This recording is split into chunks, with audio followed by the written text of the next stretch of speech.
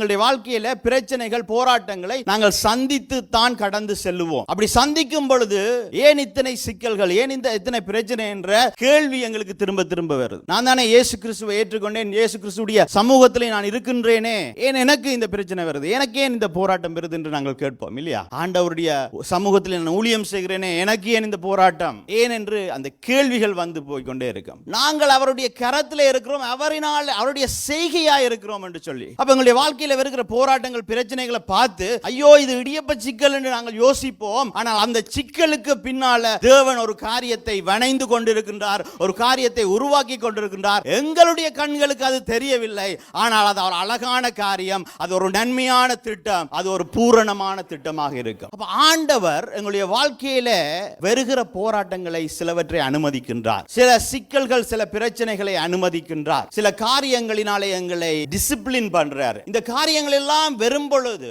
நாங்கள் என்ன செய்ய வேண்டும்? கவலைப்படக்கூடாது. மாறாக இதற்கு பின்பாக ஒரு காரணம் உண்டு.